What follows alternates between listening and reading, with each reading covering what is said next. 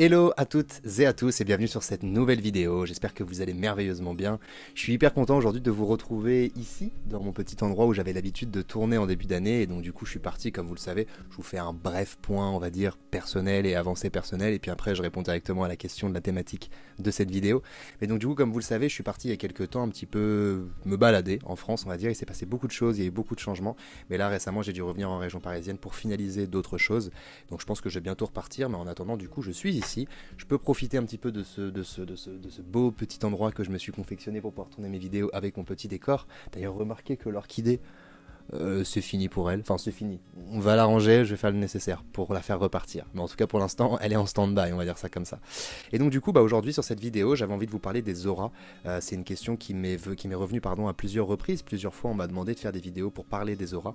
Alors, du coup, j'ai voulu rendre ça un petit peu, on va dire, au plus complet possible, on va dire ça comme ça. Donc, je voulais faire une vidéo pour qu'on comprenne les auras, pour qu'on apprenne à les percevoir et pour savoir comment est-ce qu'on peut, on va dire, j'aime pas trop le terme, mais renforcer son aura, c'est-à-dire avoir un aura encore plus puissant, qui permet d'avoir une énergie qui émane avec encore plus de puissance, une vibration encore plus haute, si vous voulez. Donc on va essayer de s'intéresser à tout ça dans cette vidéo, et je vais tenter de répondre un petit peu à tout ça. Donc dans un premier temps, on va s'intéresser à, du coup, à qu'est-ce que l'aura en fait, hein. Pourquoi est-ce que c'est quoi finalement d'avoir une aura? Alors déjà, sachez que tout corps manifesté, ça je sais que je vous l'ai déjà dit plusieurs fois, notamment sur la vidéo sur le pouvoir des pierres, tout corps manifesté, c'est-à-dire tout corps physique qui est existant, possède un corps énergétique, c'est-à-dire qu'il possède finalement une aura. Alors quand je dis corps énergétique, en réalité nous avons 7 corps. Nous avons notre corps physique dans un premier temps, donc notre corps physique, ça tout le monde le voit, on est complètement ok. Ensuite nous avons le corps éthérique, ensuite nous avons un corps émotionnel, ensuite nous avons un corps mental, ensuite nous avons un corps causal, un corps bouddhique ou spirituel, et après un corps divin. Et si vous voulez, en fait, parce que c'est pas du tout obligé de savoir tout ça, mais en fait, si vous voulez, sur chaque corps, ça va plus ou moins être en lien avec un chakra. Il y a 7 corps, il y a 7 chakras. C'est pas pour rien, vous comprenez. Donc déjà, ce qui est important à comprendre, c'est que nous avons tous ces 7 corps. Maintenant, on va dire, ils sont plus ou moins développés chez chaque individu, en fonction du développement personnel et spirituel qu'il a pu faire et en fonction de la fréquence vibratoire qu'il émane sur un instant T, si vous voulez. Donc déjà, même une personne qui est clairvoyante, par exemple, et qui voit parfaitement les auras, elle va pas avoir les mêmes auras d'une personne à une autre, parce qu'il y en a, on va dire, qui auront plus développé leur énergie, il y aura qui auront plus développé simplement leur corps, et les auront plus déployés, ce qui fait que pour des personnes qui vont être clairvoyantes, ça va être beaucoup plus simple de les identifier et de les observer ou de les repérer, si vous voulez. Donc déjà, une aura, on en a tous. Maintenant, en général, quand on n'a pas conscience de ce qu'est l'aura, en général, notre aura à nous, elle est peu développée. Ça dépend parce qu'on peut faire un gros cheminement de développement spirituel de façon totalement inconsciente et sans même s'en apercevoir. Et puis il y a d'autres personnes qui sont en plus indigo et qui du coup arrivent déjà ici, on va dire, avec une certaine aura. Mais bon, ça encore, c'est encore autre chose. Mais donc voilà, on va dire pour la partie compréhension des auras, ce qu'il faut comprendre, c'est que nous avons simplement tous des corps énergétiques, en réalité. Et donc le fait de pouvoir percevoir l'aura, c'est le fait de pouvoir percevoir, on va dire, une partie du corps énergétique de la personne. Donc est-ce qu'il y a des couleurs, est-ce qu'il y a des nuances et tout ça? Oui. Pourquoi? Parce qu'en fait, chaque corps, comme je vous l'ai dit, est relié au chakra. Donc le premier corps, le corps physique, du coup c'est le corps d'ancrage finalement, c'est le corps, c'est le premier chakra, donc c'est celui qui nous relie directement à la terre, c'est le corps physique, sa couleur elle est rouge.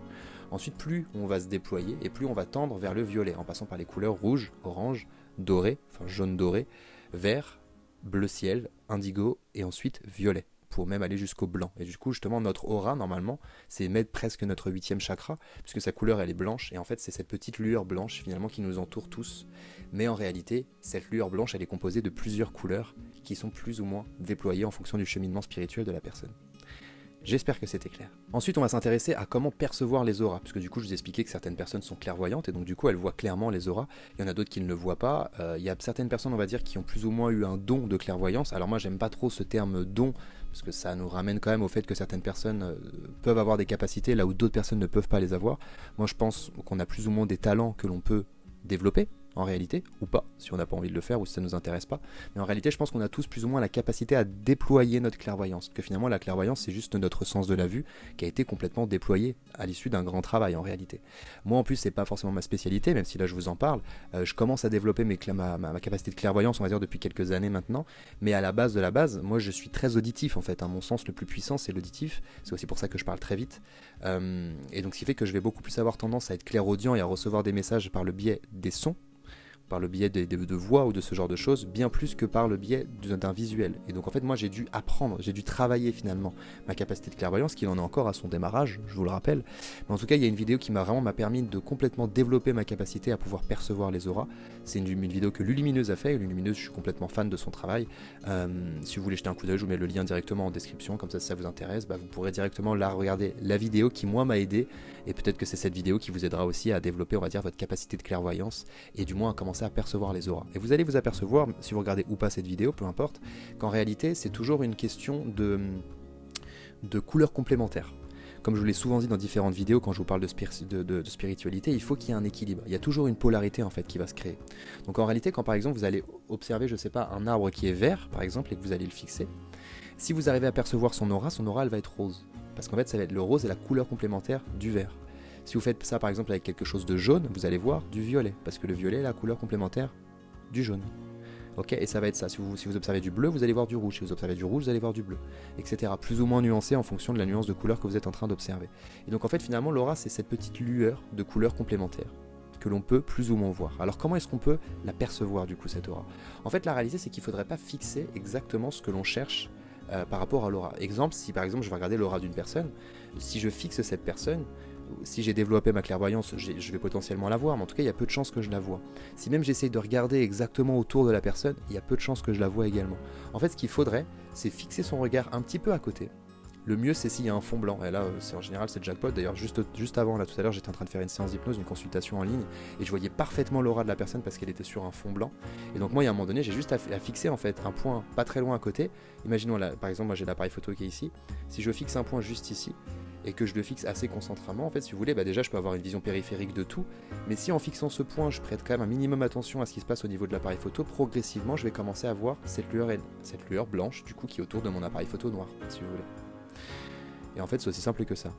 Sauf qu'au premier abord, quand on va tenter de le faire une première fois, on va pas réussir, et ça va nous frustrer. Et comme on va être frustré, on va se dire qu'on n'y arrive pas. Et comme on va se dire qu'on n'y arrive pas, on va arrêter de tenter. Mais ça c'est une croyance. Donc ce que je vous invite à faire, c'est de persévérer. Persévérer, je vous rappelle, en langage des oiseaux, persévérer. Perce et voit. En gros, persévère et vois le résultat. Tu verras. En gros. Donc en fait, ce que je vous recommande simplement, c'est de vous entraîner un maximum. C'est par exemple, si vous regardez un arbre, de regarder légèrement à côté de l'arbre, de fixer un point et de tenter de percevoir l'aura. Au début, ça va vraiment pas être simple. Je préfère être franc avec vous. Ça dépend. Il y en a peut-être qui vont voir ça du jour au lendemain, mais en tout cas, je pense qu'en règle générale, si on n'a pas l'habitude de développer tout ça et de travailler comme ça, au début, c'est pas forcément simple. Mais plus on va apprendre l'habitude de le faire, et plus justement ça va devenir un peu plus automatique, et même inconsciemment on va commencer à vouloir observer les auras. Ça va devenir un réflexe en fait. Et plus on va développer ce réflexe, plus on va avoir une capacité, on va dire, intuitive à percevoir l'aura.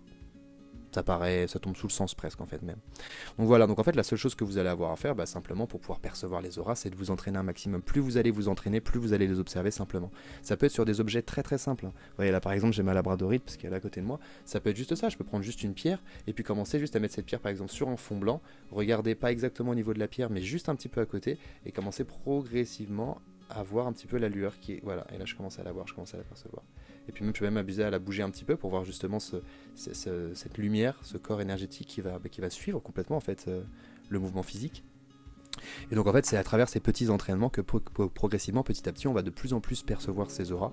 Et on va dire, après quand vous avez l'habitude, parfois vous allez juste rencontrer cette personne et vous allez tout de suite sentir son aura, vous allez tout de suite parfois voir certaines couleurs. Parce qu'il y a des personnes, on va dire, qui ont plus développé certaines choses que d'autres, comme je vous ai dit, donc elles sont plus facilement identifiables par une personne qui a développé ou non ses capacités de clairvoyance. Voilà en gros par rapport à ça. Donc je pense que c'est à peu près tout ce que je voulais vous dire par rapport aux auras. Comme je vous dis, j'ai hésité vraiment à vous faire un exercice un petit peu le même style que Lulumineuse a proposé sur la vidéo que je vous ai mis en description. Mais je me suis dit au final, pourquoi est-ce que proposer quelque chose qui moi j'ai trouvé ça hyper clair en fait, j'ai trouvé ça hyper cool. Et puis Lulu c'est quelqu'un que j'adore, donc pourquoi pas vous inviter si vous êtes intéressé à directement regarder également ses travaux. Donc comme j'ai dit, le lien il est en description. Et puis je vous invite à jeter un coup d'œil si ça vous intéresse. En fait ça va vraiment vous permettre de pouvoir voir beaucoup plus intuitivement les couleurs complémentaires et donc du coup intuitivement de voir beaucoup plus facilement les auras si vous voulez. Donc voilà, après on pourra aller bien plus loin pour pouvoir renforcer comment est-ce qu'on pourrait déployer chacun de nos corps énergétiques pour pouvoir déployer notre aura et développer notre vibration. Là je vous invite simplement à regarder la vidéo que j'ai fait il y a maintenant quelques mois sur comprendre et augmenter sa vibration. Je crois que c'était quelque chose comme ça, je vous mets un lien juste ici. Et en fait si vous voulez, ce qui va même être intéressant, ça va être là dans ces moments là pour l'aura en tout cas, ça va être de développer ces aspects de la vie en fonction de chaque chakra, parce que chacun de nos chakras correspondent à un certain aspect de notre réalité. Et en fait, justement, plus vous allez développer chacun de ces aspects de votre réalité, plus cette aura, elle va se densifier, elle va s'exprimer, elle va s'élargir, et vous allez vibrer de plus en plus haut, et vous allez être beaucoup plus connecté en fait avec vos différents corps, si vous voulez. Et donc votre capacité ou votre potentiel à réaliser ou à créer ce que vous avez envie de créer dans votre réalité de façon assez simple, finalement. Donc voilà, ça sera à peu près tout pour cette vidéo. J'espère comme d'habitude qu'elle vous a plu. Et puis écoutez, je vous invite simplement à mettre un pouce si c'est le cas, à me commenter la vidéo pour me dire quoi que ce soit, à me dire également si c'était clair en vidéo, parce que quand je parle de ce type de sujet, j'ai toujours l'impression de, je sais pas, c'est clair, c'est pas clair. Mais bon, en général, vous me rassurez dans les commentaires, donc n'hésitez pas à mettre un petit commentaire pour me dire ça. Et puis quant à moi, je vous retrouve sur une prochaine vidéo. Donc en attendant, prenez bien soin de vous, pensez à vous abonner si c'est pas déjà fait. Et je vous retrouve sur la prochaine vidéo. Et je vous dis